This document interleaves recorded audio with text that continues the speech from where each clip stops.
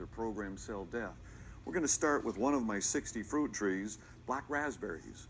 What we have here, Ty, is arguably one of the most impressive medicines that you can find, anthocyanins, antioxidants, ORAC, so oxygen radical absorbent capacity off the charts, add in ellagic acid, which stimulates cancer cells to commit suicide. And what you have is this feeds the brain, the lens of the eye, it prevents cancer. This is real medicine. We move on. Well, you can see these figs, and we'll see if we can find something that's right, because it's the early part of the harvest. Here we go.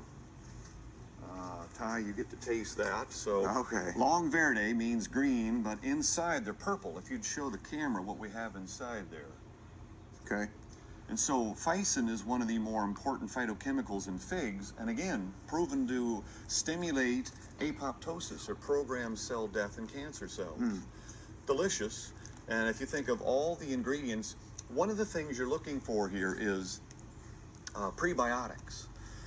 Plant food, fruits, vegetables, grains, legumes contain substances that we cannot digest, but our 100 trillion cells in the gut are using it for food. And if we feed our gut properly, it's called the microbiota. What we end up is we're making vitamin biotin, vitamin K. We're also stimulating the immune system. What they find now is 2/3 of the immune system surrounds the gut. And by things that we cannot digest, that prebiotics are going to improve our immune system. This is dark figs, so this is black mission figs. This one's not quite right, but you can see we're going to have a great harvest here. Yeah. And, you know, people will think, yeah, well, you're some rich doctor in California. I can't afford that. 62% of Americans own their own home. You don't need much land. About 20 years ago, Sierra Club put out a book called Edible Landscaping, in which they talked about, if you're going to spend time on it, if you're going to water it, make it something you can eat. And 2/3 of Americans could do the same thing. And if you don't have land, there's a lot of cities where they're taking land that's unused, downtown Detroit and other places, and they say, this is a community garden. Put some fruit trees in. It might be a couple of years before you get a harvest, but a garden, you're going to get it in a couple of months. Grow gardens, not grass, right? Exactly. You know, and I live in a desert. You know, Southern California is a desert. We're in the worst drought in history. Why would you water something unless you can eat it? And here's an interesting point. We're good to Mother Earth, and it nourishes us. And so there's this symbiotic relationship.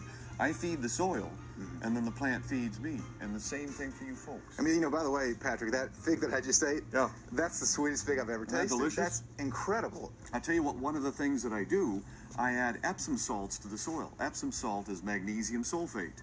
If you look at green plants, what you have here is green chlorophyll.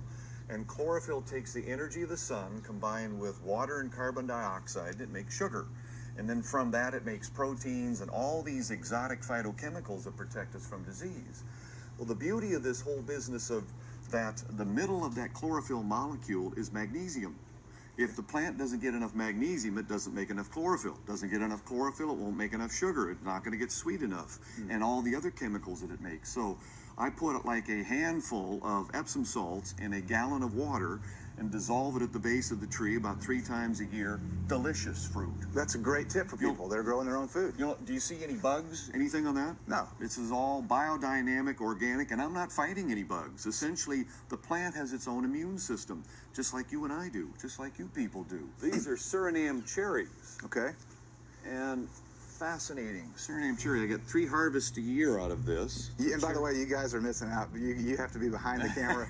I'm getting to eat these. This is incredible. Well, the hard part is to eat and talk at the same time. I find I salivate so much and I can't talk well, which is I'll let you do most talking. I'll do most of the eating. Perfect. We'll be happy here. Well, think about this. What you have is these beautiful dark cherries, and they're sweet, aren't they? They're delicious. And what nature is saying is, all right, what I got is some sugar here, and the fungus living around us in the trillions wants to eat this. And so the plant has to create its own protection. It creates a substance called phytoalexins, and that is, one of those is resveratrol. People have heard about it in red grapes. Grapes are another thing. So the sweet thing in the grape has to protect itself. So if a fungus lands on this, and it eats that phytoalexin, it dies. It's sort of its own, it's a pre-drug, essentially. The drug companies can't duplicate this stuff. And that's the beauty of what we've got here, is that you cannot patent a natural substance.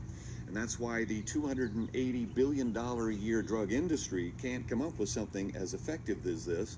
Phytoalexins in red and green fruits and vegetables have been shown to be anti-cancer, the same way that they protect the plant against fungus. Mulberries. These are Oscar mulberries. Now this one wasn't ripe last year. You're right. You're right. Came at a different time of the year. So dark purple is going to have this rich mixture of phytochemicals, bioflavonoids, carotenoids.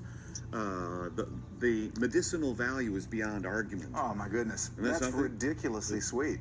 Delicious. And this is why I'm saying we're not denying ourselves, people. People think, if I can't have my Twinkies and Coke every day, no, this stuff is delicious. And once you develop an appetite for it, what's fascinating is the human tongue has got 4 sensors: sour, sweet, salt, and bitter. That sweet is for fruit. The earliest food of humans was fruit, eggs, and insects. I'm not telling you have to eat insects, but eggs and fruit are good.